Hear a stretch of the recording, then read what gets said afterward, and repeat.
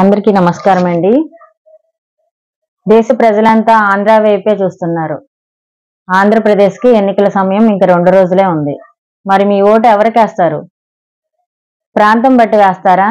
కులం, మతం, పథకాలు అంటారా? లేకపోతే డబ్బిచ్చిన వాళ్ళకి వేస్తారా? ఓటుకి నోటు. ఒక్కసారి ఆలోచించండి. ఓటు వేసే ముందు ఒక్కసారి ఆలోచించండి. సమర్థుడికి మీ ఓటు వేయండి. దయచేసి సమర్థుడికి వేయండి. ఆంధ్రప్రదేశ్ భవిష్యత్తుని నిలబెట్టండి. పునర్జన్మ ఇవ్వండి. ఎందుకంటే ఇక్కడ తెలుగుదేశం, జనసేన, లేకపోతే ఒక హీరోకి వేస్తున్నాం, కమ్మోడు, రెడ్డోడు అని మాత్రం చూడొద్దు. ఇక్కడ మీరు చూడాల్సింది ఆంధ్రప్రదేశ్ ఉమ్మడి రాష్ట్రం నుంచి విడిపోయినప్పుడే భవిష్యత్తు కోల్పోయింది. దాన్ని ఎవరైతే తిరిగి నిలబెట్టే ప్రయత్నం చేయాలి, చేస్తారు, చేసే ప్రయత్నంలో ఉండగానే మళ్ళీ ఎలక్షన్స్ వచ్చి అవి మళ్ళీ వెనక్కి ఒక 100 ఏళ్ళు వెనక్కి ఆంధ్రప్రదేశ్ ని తోసేసేయటం జరిగింది ఇప్పుడు ఉన్న వైసీపీ గవర్నమెంట్. ఇక్కడ జగనన్నేమి నా శత్రువు కాదు, చంద్రబాబు నాయుడు గారు నా మేనమామ కాదు. నేను ఇక్కడ అంటే నా ఒక్కదానికి సంబంధమే కాదు, మనందరికీ కూడా ఏ చుట్టరికం లేదు. కానీ ఇక్కడ మనం ఒక తల్లి కడుపును పుట్టకపోయినా ఒక గడ్డకి పుట్టాం. అది గుర్తుపెట్టుకోండి. అందరూ మన అన్నలే, అందరూ మన మేనమామలే. ఇలా చూసి ఆలోచించండి. కానీ ఇక్కడ చంద్రబాబు గారికి వేస్తున్నామా, జగనన్నకి వేస్తున్నామా, పవన్ కళ్యాణ్ గారికి వేస్తున్నామా కాదు. ఎవరైతే సమర్థుడో వారికి వేయండి మీ ఓటు. ఓటు వేయటం అయితే అస్సలు మానొద్దు. మీరు ఓటు సెలవు దినంగా మాత్రం ప్రకటించుకోవద్దు. అంటే ఎంజాయ్ చేస్తారు. తెలంగాణలో చేసినట్టు 70% పోలింగ్ మాత్రం జరగొద్దు. గుర్తుపెట్టుకోండి, 100కి 100% పోలింగ్ జరగాలి. అందరూ రావాలి. ఇతర రాష్ట్రాల్లో ఉన్న వారికి ప్రత్యేకంగా బస్సులు వేయటం జరిగింది. అందరూ వచ్చి తమ ఓటు హక్కుని వినియోగించుకోండి. ఓటు మన బాధ్యత, మన వజ్రాయుధం. నేను ఇదివరకు చాలా షార్ట్స్ లో చెప్పాను. ఓటు వేసినోడికే ప్రశ్నించే అధికారం ఉంటది. ఓటు మన స్వరం. మీరు ఇది గుర్తుపెట్టుకొని మీ బాధ్యతని ఖచ్చితంగా నెరవేర్చాలి. అంతేకాకుండా సమర్థుడు అంటున్నాను కదా, ఇక్కడ సమర్థుడు అంటే ఎవరంటే ఎవరిని చూసైతే పెద్ద పెద్ద కంపెనీలు వస్తాయో, ఎవరిని చూసైతే పెట్టుబడులు పెట్టడానికి పరిగెత్తుకుంటూ వస్తారో, అభివృద్ధి ఎవరిని చూసైతే పరుగులు పెడుతుందో వారిని ఎన్నుకోండి. దయచేసి వారిని ఎన్నుకోండి. ఇక్కడ కూటమి జరుగుతుంది అంటే పవన్ కళ్యాణ్ గారు 10 మెట్లు కిందకి దిగొచ్చి తమ ఆత్మాభిమానాన్ని చంపుకొని తమ పార్టీలో కూడా విద్వేషాలు వచ్చినా లెక్క చేయకుండా ఆంధ్ర ప్రజల కోసం చాలా త్యాగం చేశారు. ఇదైతే నిజం, మీరు ఒప్పుకున్నా ఒప్పుకోకపోయినా. ఎందుకంటే ఆంధ్ర బిడ్డల భవిష్యత్తు ఏమైపోద్ది అని ఆయన ఒంటరి పోరాటం చేస్తూనే ఉన్నారు. దీన్ని కూడా మీరు దృష్టిలో పెట్టుకోవాలి. ఎందుకు చెప్తున్నానంటే ఇక్కడ ఉద్యోగాలు లేక, అంటే తెలంగాణ బిడ్డలు తెలంగాణలో ఉద్యోగాలు చేసుకుంటున్నారు, కర్ణాటక వాళ్ళు కర్ణాటకలో, తమిళనాడు వాళ్ళు తమిళనాడులో. మరి ఆంధ్ర వాళ్ళు ఎక్కడికి వెళ్తున్నారు? చేతితో పట్టా పట్టుకొని చుట్టుపక్కల రాష్ట్రాలు మొత్తం చుట్టేస్తున్నారు. ఆకలి కేకలు, ఉండటానికి షెల్టర్ ఉండదు. మన అన్నలు అక్కలు ఉద్యోగాల కోసం పట్టాలు పట్టుకొని వెళ్ళవలసిన పరిస్థితి ఎందుకు వచ్చింది? ఒక్కసారి ఆలోచించండి. తల్లిదండ్రులను వదిలి, ఉన్న ఊరును వదిలి, కన్న తల్లిదండ్రులను వదిలి, అన్న చెల్లెలను వదిలి, సొంత ఊరోళ్ళను వదిలి ఎందుకు వెళ్తున్నాం? సొంత రాష్ట్రాన్ని వదిలి. నిరుద్యోగంతో బాధపడుతూ ఉద్యోగం కోసం వలస పక్షుల్లాగా వెళ్తున్నారు మా అన్నలు, అక్కలు, చెల్లెళ్ళు. దీనివల్ల ఊరు ఖాళీ అయిపోతుంది. తల్లిదండ్రులు మోగపోతున్నారు. తల్లిదండ్రులు ఏముందిలేండి, ఊరే మోగపోతుంది. ఊళ్ళో చూస్తుంటే ఎటు చూసినా పెద్ద వయసు వారు, వృద్ధాప్యంలో ఉన్నవారే తప్ప ఎక్కడ యువకులు గాని యువతలు గాని కనిపించడం లేదు. మీరు ఇదంతా మీకు తెలిసిందే, నేనేం కొత్తగా చెప్పట్లేదు. ఇల్లు ఖాళీ అయిపోతున్నాయి.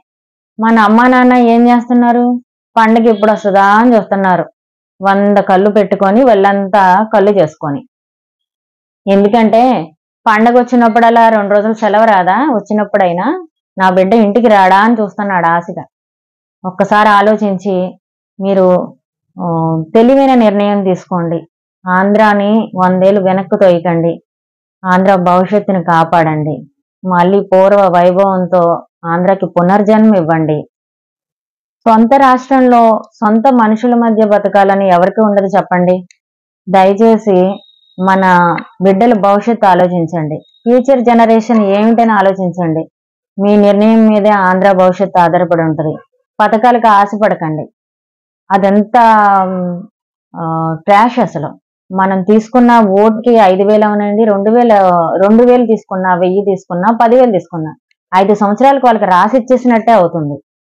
ఇక్కడ మీరు గుర్తించాల్సిందల్లా సమర్థుడిని ఎన్నుకోండి. దయచేసి సమర్థుడిని ఎన్నుకోండి. ఇది నేను చెప్పటానికి నీకేం హక్కు ఉంది అని నువ్వు అనొచ్చు. నేను భారతదేశ పౌరురాలిని. భారతదేశ పౌరుడిగా ప్రతి వారికి మాట్లాడే హక్కు ఉంటది. ఇందులో నా లక్ష్యం ఏంటంటే నాకు ఛానల్ ఉంది. ఛానల్ ద్వారా ఒక్కరైనా మారి తమ సరైన నిర్ణయాన్ని తీసుకొని మీరు సమర్థుడికి ఓటేస్తారని నా ఆశ. ఒక్కరైనా చాలు. నేను ఇది వేలకు వేల లక్షల మంది మీరు మారాలని చెప్పట్లేదు. అయినా ఒక్కసారి ఆలోచించండి. తల్లికి కూడు పెట్టనోడు పిన్న తల్లికి బంగారపు గాజులు చేయించాడంట. ఈ సామెతలన్నీ మీకు తెలిసినవే. ఇక్కడ జగనన్న చేసిన డెవలప్ ఏంటి? మీరు ఇక్కడ రాజన్న బిడ్డగా మీరు అసలు ఆలోచించొద్దు. ఏముంది చెప్పండి. మనకేం కావాలి? ఫ్యూచర్ జనరేషన్ కి మీరేం చెప్తారు? అరే మనది తెలుగుదేశం పార్టీరా, వారసత్వంగా ఇస్తారా? మనది జనసేన పార్టీరా, మనది కాంగ్రెస్ రా, వైసీపీరా అని ఇస్తారా? వాళ్ళ రక్తంలో నరనరాల్లో ఉడుకుతూ ఉంటది. దయచేసి ఇక్కడ కులం మతం నరనరాల్లో నాటుకుపోతున్నట్టు పార్టీలు కూడా నాటుకుపోనివ్వద్దు. మన పిల్లల్ని ఎడ్యుకేట్ చేయండి. ఎవరైతే డెవలప్ చేస్తారో, డెవలప్మెంట్ ఉంటుందో, ప్రజల కోసం ఎవరైతే నిలబడతారో వారిని ఎన్నుకోమని చెప్పండి. మన బిడ్డల్ని బ్రెయిన్ కూడా స్పాయిల్ చేయొద్దు. ఇక్కడ సరైన సమర్థుని ఎన్నుకోవటం వల్ల మన ఫ్యూచర్ జనరేషన్ బాగుంటుందని నేను ఆశపడి ఈ విషయం చెప్తున్నాను. ఓటు వినియోగించుకోండి. ఓటు మనందరి బాధ్యత. ప్రతి ఒక్కరూ ఇది తెలుసుకోవాలి. అన్యాయాలు, అక్రమాలు, అరాచకాలు, గూండాయిజం ఎవరైతే ప్రశ్నిస్తారో వారి గొంతు మోగపోవటం. ఏం చేశాడు జగనన్న? ఇవన్నీ ఒక్కసారి ఆలోచించి తీసుకోవాల్సిన నిర్ణయం. ఇక్కడ భయపడితే తర్వాత వారికి బతుకుండదు. మనందరం కలిసి ఓటు చీలిపోనివ్వకుండా దయచేసి కూటమి వైపే పరుగు పెడదాం. ఒక్క అవకాశం అని చెప్పి జగనన్నకి ఇచ్చారు. అదే ఒక్క అవకాశం ఇక్కడ మీరు పవన్ కళ్యాణ్ గారికి ఇవ్వచ్చు. ఎందుకంటే ఏమి చేయలేని వాళ్ళని మీరు ప్రోత్సహిస్తున్నారు. ఏమి చేయలేని వాళ్ళే మీరు సిగ్గులేని నమ్మక నవ్వే సింగారం అంటూ మళ్ళీ వచ్చి ఓట్లు అడుగుతున్నారు. ఇదంతా మీరు గుర్తుపెట్టుకోండి. మీకు అంతా తెలిసిందే. మరి ఎప్పటి నుంచో కొన్నేళ్ళుగా రాజకీయ అనుభవం ఉన్న చంద్రబాబు నాయుడు గారు ఏం చేశారని కూడా మీరు వెనక్కి వెళ్ళి చూసుకోండి. పిలిస్తే పలికే నాయకుడు చంద్రబాబు నాయుడు గారు. ఇంత 70 ఏళ్ళు పైబడిన వయసులో కూడా ఒక యువకుడు లాగా మన వెన్నంటే ఉండి మనకు అందుబాటులో ఉంటూ ఉంటారు. ఇదంతా మీరు గుర్తుపెట్టుకోండి. మా రాజమండ్రిలో కూడా ఇక్కడ ఆదిరెడ్డి వాసు గారని ఎమ్మెల్యేగా పోటీ చేస్తున్నారు. వాళ్ళది ఆదిరెడ్డి అప్పారావు గారు అబ్బాయి. వీళ్ళది ఫ్యామిలీ మంచి ఫ్యామిలీ. కాకపోతే ఇక్కడ ఏంటంటే ఫ్యామిలీ పరంగా చెప్పట్లేదు, సొంత ప్రాంతం బట్టి చెప్పట్లేదు.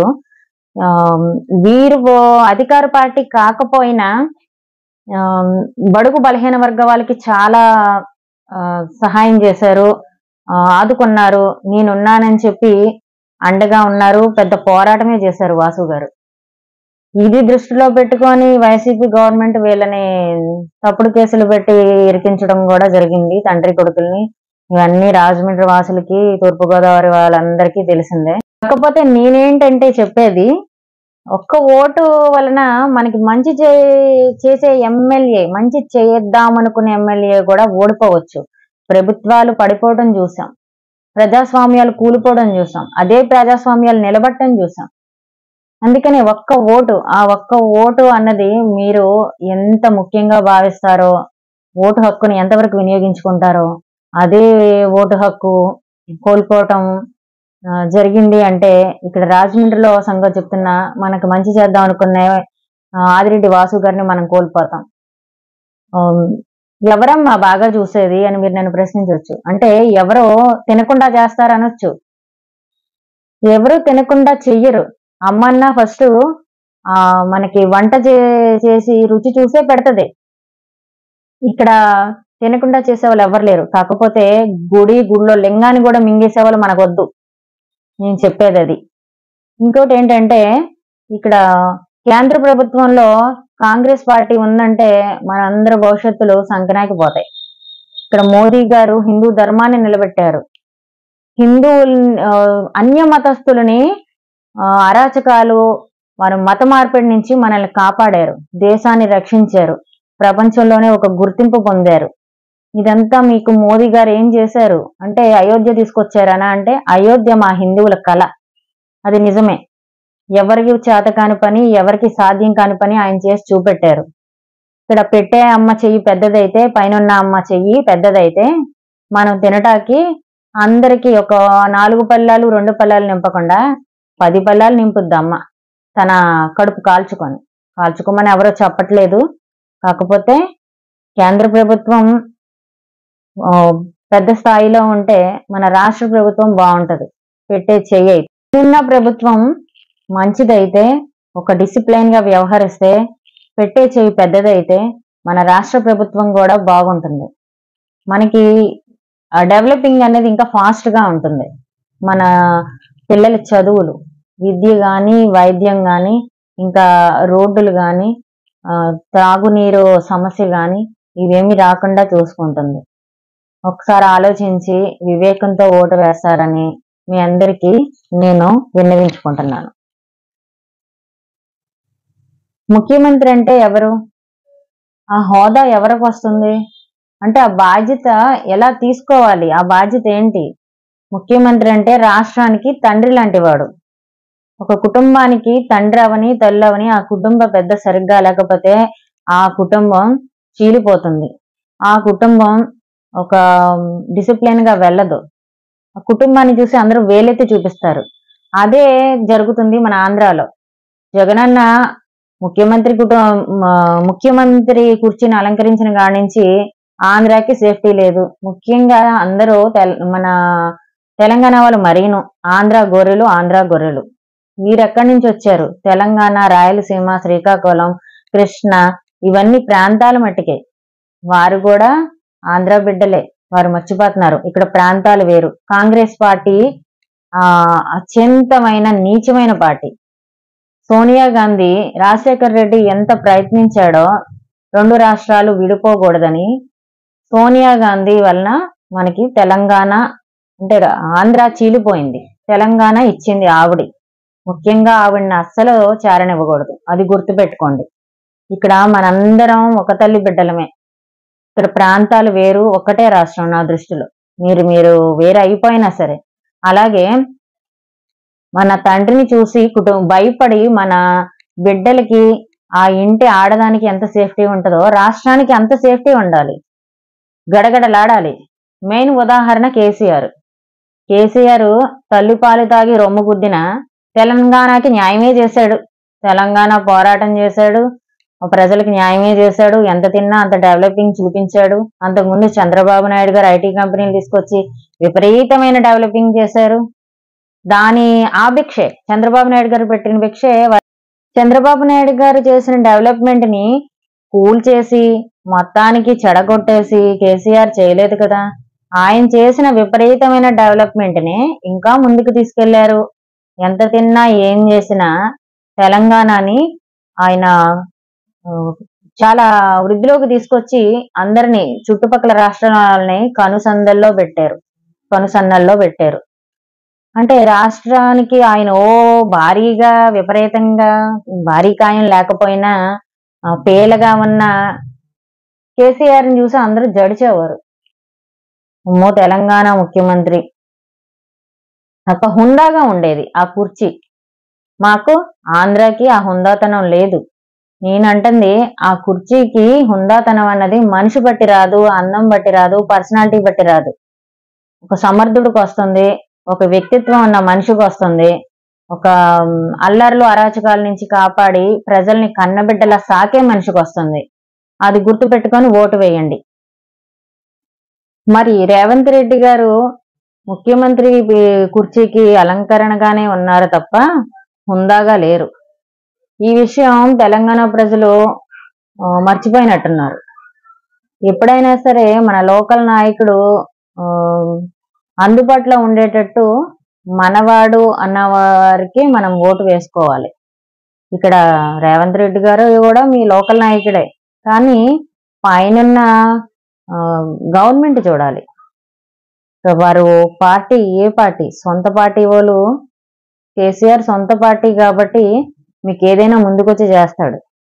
అలాగే రేవంత్ రెడ్డికి కూడా ఒక సొంత పార్టీ అంటూ ఉండాలి. కాంగ్రెస్ పార్టీ ఏమీ చేయనివ్వదు, ఎందుకంటే పెద్దమ్మది పెద్ద చెయ్యి కాదు. ఇదంతా మాకెందుకు అని నేను అనుకోను. తెలంగాణ ఆంధ్ర ఏదైనా సరే మనందరం తెలుగు బిడ్డలం, అందరం ఆంధ్ర బిడ్డలం. ఇక్కడ చంద్రబాబు నాయుడు గారు సొంత పార్టీయే, అలాగే వైసీపీ జగనన్న కూడా సొంత పార్టీయే.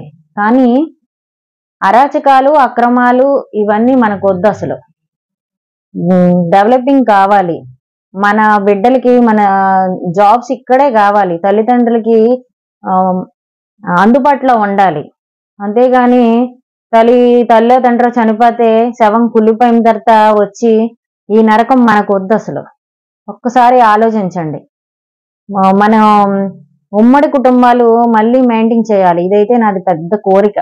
అందరం కలిసి ఉండాలి, ఇల్లు నిండుగా ఉండాలి, ఇల్లు లోగిల్లు ఖాళీ లేకుండా ఉండాలి ఇదివరకులాగా. అది ఎలా సాధ్యం అని అంటే, మన బిడ్డలు ఎలాగా చదువుకొని వేరే ఊర్లకి వేరే రాష్ట్రాలకి దేశాలకు పోతున్నారో అలా పెద్ద పెద్ద ఉద్యోగాలు కాకపోయినా చిన్న ఉద్యోగం అయినా మన ఊరిలో మన ప్రాంతంలో మన రాష్ట్రంలో చేసుకోగలిగితే అందరం దగ్గరగా ఉంటాం. తల్లిదండ్రులు మనకి దగ్గరగా ఉంటారు, వారి ఆరోగ్యం చూసుకోగలం, ఇంటి పరిస్థితులు చూసుకోగలం, భార్య బిడ్డలకి దగ్గరగా ఉండగలం.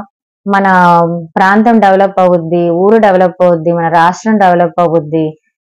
ఇది మనం ప్రపంచంలోనే ఒక ఐకాన్ గా చూపించుకోగలం ఆంధ్రాని. అంతే తప్ప ఇక్కడ మనం సపోర్ట్ చేయకపోతే, ఇప్పుడు మీ ఓట్లన్నీ చీలిపోతే గనక ఆంధ్ర కూడా చీలిపోద్ది. చుట్టూ ఉన్న 3 రాష్ట్రాల్లో 3 ముక్కలుగా కలిసిపోద్ది. ఇదంతా మీరు వెనక్కి వెళ్ళి ఒకసారి ఆలోచించుకొని మీ ఓటు హక్కుని సక్రమంగా వినియోగించుకుంటారని ఆశిస్తున్నాను.